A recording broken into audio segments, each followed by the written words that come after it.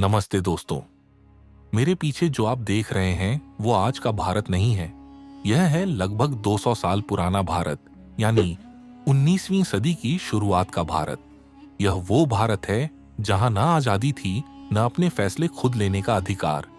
यह वो दौर था जब भारत की जमीन पर रहने वाले करोड़ों लोग अपने ही देश में पराये हो चुके थे।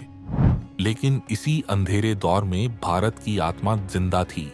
गांवों में, खेतों में, बाजारों में और आम लोगों की रोजमर्रा की जिंदगी में। अगर आप इतिहास को सिर्फ पढ़ना नहीं बल्कि उसे महसूस करना चाहते हैं तो वीडियो को लाइक करें और द अनसीन भारत चैनल को सब्सक्राइब करें। यहाँ हम इतिहास की उन परतों को खोलते हैं जिन्हें वक्त ने जानबूझकर ढक दिया। तो चलिए एआई की आंखों से देखते हैं कि 1800 के दशक का भारत असल में कैसा था। 1800 की शुरुआत में भारत राजनीतिक रूप से पूरी तरह बिखर चुका था। मुगल साम्राज्य अब केवल नाम का रह गया था। दिल्ली में बादशाह मौजूद था, लेकिन उसकी सत्ता लाल किले की दीवारों से बाहर नहीं जाती थी। कभी जिस तख्त से पूरे हिंदुस्तान पर हुक्म चलता था, वही तख्त अब अंग्रेज अफसरों की अनुमति से सांस ले रहा था। देश के अलग अलग हिस्सों में अलग अलग ताकतें थीं। कहीं मराठा शक्ति संघर्ष कर रही थीं, कहीं अवध का नवाब समझौतों में उलझा हुआ था, कहीं सिख साम्राज्य आखिरी बार मजबूती से खड़ा दिखाई देता था। लेकिन इन सभी शक्तियों के बीच एक नई ताकत चुपचाप पूरे भारत को अपने शिकंजे में ले रही थी। British east India company. यह कंपनी व्यापार करने आई थी, लेकिन 1800 तक आते आते यह एक व्यापारिक संस्था नहीं बल्कि एक राजनीतिक और सैन्य शक्ति बन चुकी थी। इसके पास अपनी सेना थी, अपने कानून थे और अपने अफसर थे। भारत के कई राजा युद्ध हारकर या चालाक संधियों में फंसकर इस कंपनी के अधीन हो चुके थे। सत्ता अब तलवार से नहीं, कागज और कानून से चलाई जा रही थी। एआई से अगर उस दौर को देखें तो हमें एक अजीब दृश्य दिखाई देता है। अंग्रेज अफसर नक्शों पर भारत की जमीन नाप रहे हैं, टैक्स तय कर रहे हैं, और भारतीय शासक अपने ही महलों में सीमित हो चुके हैं। राजा तो हैं, लेकिन सत्ता नहीं है। यही 1800 के भारत की सबसे बड़ी सच्चाई थी। 1800 के भारत में शहर तेजी से बदल रहे थे। कलकत्ता, बॉम्बे और मद्रास अंग्रेजी सत्ता के केंद्र बन चुके थे। कलकत्ता उस समय ईस्ट इंडिया कंपनी की राजधानी था। वहीं से पूरे भारत का प्रशासन चलाया जाता था। इन शहरों में अंग्रेजों ने यूरोपीय शैली की इमारतें खड़ी की। बड़े बंगले, चर्च, क्लब, सरकारी दफ्तर और छावनियां। लेकिन शहर दो हिस्सों में बंट चुके थे। एक हिस्सा अंग्रेजों का था, साफ, चौड़ा, सुरक्षित और सुविधाओं से भरा हुआ। दूसरा हिस्सा भारतीयों का था, तंग गलियां, भीड़, गंदगी, बीमारियां और गरीबी। शहरों की चमक के पीछे भारतीय मजदूरों, कुलियों और कारीगरों की मेहनत छुपी हुई थी। एआई से देखें तो एक अंग्रेज अफसर घोड़े पर बैठा है और सड़क के किनारे भारतीय मजदूर सिर झुकाए काम कर रहे हैं। यही 1800 के भारतीय शहरों की असली तस्वीर थी। बाहर से आधुनिक, लेकिन भीतर से बेहद असमान। लेकिन 1800 के दशक का भारत असल में शहरों में नहीं बल्कि गांवों में बसता था। उस समय भारत की लगभग 80 से 85% आबादी गांवों में रहती थी। मिट्टी के घर, कच्ची सड़कें, बैलों से चलने वाले हल और आसमान की तरफ देख देख कर दुआ मांगते किसान, यही गांवों की पहचान थी। खेती पूरी तरह मानसून पर निर्भर थी। बारिश समय पर हो जाए तो पेट भर खाना मिलता था, लेकिन अगर मानसून धोखा दे जाए तो भूख और अकाल तय था। तकनीक नाम की कोई चीज नहीं थी। किसान अपने अनुभव, मौसम और प्रकृति के भरोसे जिंदा थे।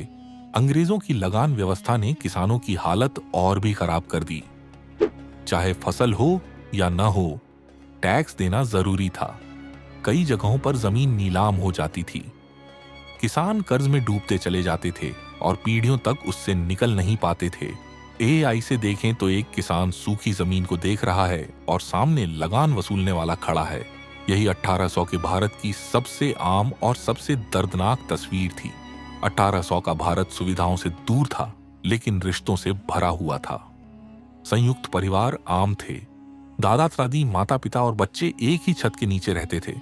लोग कम साधनों में जीना जानते थे, कपड़े ज्यादातर हाथ से बुने होते थे।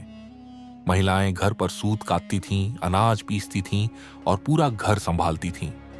खाना साधारण था, दाल, चावल, रोटी और सब्जी। कई बार पेट भर खाना भी नसीब नहीं होता था, लेकिन लोग एक दूसरे का सहारा बनते थे। औरतों की स्थिति बेहद कठिन थी। बाल विवाह आम था। पर्दा प्रथा और शिक्षा की कमी ने महिलाओं को सीमित कर दिया था। कुछ इलाकों में सती जैसी अमानवीय प्रथाएं भी मौजूद थीं। हालांकि इसी सदी में कुछ समाज सुधारकों ने इन कुप्रथाओं के खिलाफ आवाज उठानी शुरू कर दी थी। बदलाव धीमा था, लेकिन उसकी नींव वो यहीं पड़ चुकी थी। 1800 के भारत की सबसे बड़ी त्रासदी उसकी अर्थव्यवस्था थी। कभी भारत दुनिया का सबसे बड़ा कपड़ा उत्पादक था। ढाका की मलमल, बनारस की रेशमी साड़ियां और भारतीय हथकरघा पूरी दुनिया में मशहूर था। लेकिन अंग्रेजों की नीतियों ने इस उद्योग को तबाह कर दिया। मशीन से बने ब्रिटिश कपड़े भारत में सस्ते दामों पर बेचे गए, जबकि भारतीय कपड़ों पर भारी टैक्स लगाया गया। कारीगर बेरोजगार हो गए और पीढ़ियों की कला टूटने लगी। एआई से विजुअलाइज करें, एक बुनकर जिसने पूरी जिंदगी कपड़ा बुना अब चुपचाप बैठा है और बाजार में अंग्रेजी कपड़े बिक रहे हैं। यह सिर्फ आर्थिक नुकसान नहीं था, यह आत्मसम्मान की हत्या थी। इसी दौर में भारत की शिक्षा और स्वास्थ्य व्यवस्था भी बेहद कमजोर थी। पारंपरिक गुरुकुल और मदरसे मौजूद थे, लेकिन आधुनिक चिकित्सा और साफ पानी की भारी कमी थी। हैजा, चेचक और प्लेग जैसी बीमारियां बार बार फैलती थीं। हजारों लोग इलाज के बिना मर जाते थे, फिर भी लोग हार नहीं मानते थे। गांवों में आपसी सहयोग और मदद की भावना मजबूत थी। संकट के समय पूरा गांव एक परिवार की तरह खड़ा होता था। इतने अत्याचारों के बावजूद भारत की संस्कृति और आस्था खत्म नहीं हुई। मंदिरों में पूजा होती रही, मस्जिदों में नमाज, गुरुद्वारों में कीर्तन। मेलों और त्योहारों से लोगों को थोड़ी राहत मिलती थी। रामायण और महाभारत की कहानियां सिर्फ धार्मिक नहीं थीं, बल्कि संघर्ष और उम्मीद का प्रतीक थीं। एआई से देखें तो गांव की एक शाम दिए जल रहे हैं। कोई बुजुर्ग बच्चों को कहानी सुना रहा है। यही भारत की आत्मा थी, जिसे कोई ताकत पूरी तरह कुचल नहीं पाई। 1800 के दशक का भारत भीतर ही भीतर विद्रोह की आग भी संजो रहा था। यह आग 1857 में फूट पड़ी। सिपाही, किसान, राजा और आम लोग सबने मिलकर पहली बार अंग्रेजी सत्ता को खुली चुनौती दी। यह विद्रोह असफल रहा, लेकिन इसने अंग्रेजों को हिला दिया। इसके बाद कंपनी राज खत्म हुआ और सीधे ब्रिटिश शासन की शुरुआत हुई। लेकिन आजादी की लड़ाई यहीं से शुरू हो चुकी थी। पूरे 1800 के दशक को एआई की आंखों से देखें तो यह भारत दुखी है, शोषित है, लेकिन टूटा हुआ नहीं है। यह वही भारत है जो सीख रहा था, बदल रहा था और आने वाले समय के लिए खुद को तैयार कर रहा था। इसी सदी के अंत तक आधुनिक शिक्षा, अखबार, रेलवे और राष्ट्रीय चेतना जन्म लेने लगी थी। यही चेतना आगे चलकर आजादी की लड़ाई की नींव बनेगी। दोस्तों, 1800 के दशक का भारत हमें यह याद दिलाता है कि आजादी अचानक नहीं मिली। उसके पीछे दर्द, संघर्ष और अनगिनत कुर्बानियों की कहानी है। यह वो भारत था जिसने सबसे अंधेरे दौर में भी अपनी पहचान, संस्कृति और आत्मा को जिंदा रखा।